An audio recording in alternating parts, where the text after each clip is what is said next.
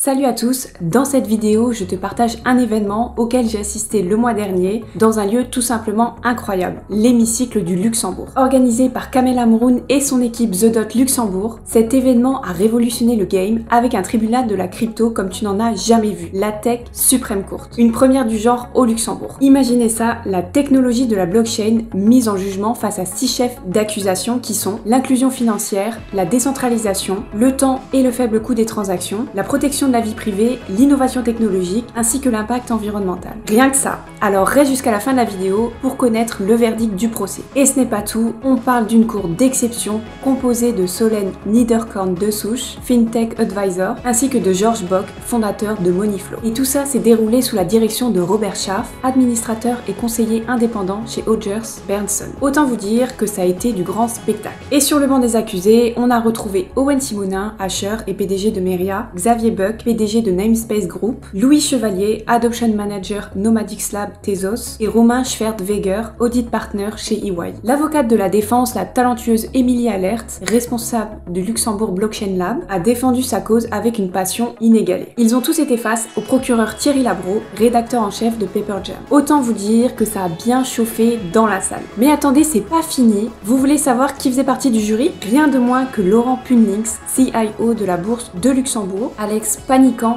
Deputy CEO de The Loft, ainsi que Laurent Kraft, CEO de Neofacto. Ça a juste envoyé du lourd. Alors prépare-toi à plonger dans cet événement captivant et à découvrir les verdicts qui ont été rendus par la Tech Supreme Court. Avant de vous donner le verdict, je vous montre un extrait de ce que les gens en ont pensé. C'est rafraîchissant de voir un tel concept au Luxembourg où on peut réellement débattre des sujets de société et des sujets sur l'industrie qui nous inquiètent, voir s'il y a des opportunités, il y a des dangers. Aujourd'hui, cette conférence, cette cour suprême sur la crypto était vraiment quelque chose d'unique et de nouveau. Nous, en tant que jurés, je pense qu'on a appris beaucoup. Il était très difficile de délibérer parce que les deux parties ont finalement fait du très bon boulot. L'objectif finalement a été atteint, c'était d'apprendre sur la crypto et sur les opportunités sur le marché luxembourgeois. La conclusion de ces jugements, c'est que, encore une fois, il y a du travail à faire sur la crypto et surtout sur l'éducation de la crypto au sein de la population et de l'industrie luxembourgeoise. J'ai trouvé que le débat était excessivement instructif. On avait des gens qui avaient une vraie compréhension des sujets,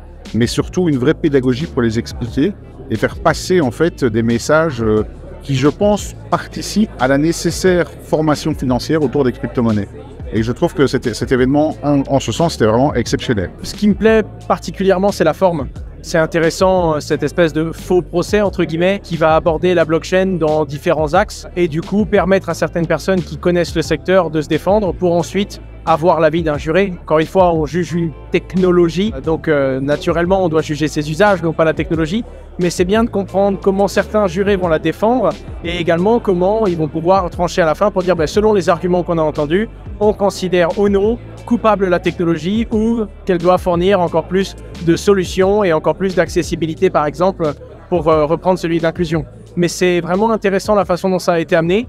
Et je pense que on l'a souligné pendant le procès, l'éducation c'est le plus important et ce genre d'événement est très très important et va dans le bon sens de l'éducation. Le concept de créer un procès autour de la blockchain était très intéressant. Ça c'était sympa, donc le procureur il s'est bien amusé et puis les petites montées, les petites touches, c'était très sympa. Si jamais vous aviez un jeune qui viendrait vous voir et qui vous demanderait justement comment se lancer dans ce milieu-là, qu'est-ce que vous lui conseillerez? D'abord, apprendre beaucoup, de lire beaucoup. Il faut s'imprégner de ce monde. C'est un monde qui fonctionne beaucoup à travers les réseaux sociaux, où il y a beaucoup d'informations qui circulent, faire un suivi, interagir avec beaucoup de gens. Et seulement une fois qu'on a une petite ressenti de quoi faire et qu'on se sent à l'aise, seulement y aller. Maintenant arrive le moment que vous attendez tous, le verdict. Malgré les débats houleux sur les différents sujets, la crypto a été jugée ou acquittée selon les chefs d'accusation suivants. Coupable de ne pas en faire assez sur l'inclusion financière, non coupable pour la vitesse et le coût des transactions, coupable pour la protection de la vie privée, non coupable pour la décentralisation, acquitté pour les charges liées à l'innovation technologique, coupable pour son impact environnemental. Et toi, ça m'intéresse m'intéresse de savoir ton point de vue, donne-moi ton avis sur ce verdict. J'espère que ce format de vidéo vous a plu. En tout cas, personnellement, j'ai vraiment apprécié assister à cet événement. Le format était très intéressant et original et très instructif. Encore merci à Kamel pour cet événement. J'espère qu'il y en aura d'autres. Voilà, c'était Audrey. Si cette vidéo t'a plu, n'hésite pas à t'abonner à ma chaîne. Tu peux aussi me suivre sur mes autres réseaux sociaux. Les liens sont en description. Je te donne rendez-vous pour une nouvelle vidéo très bientôt. Allez, ciao!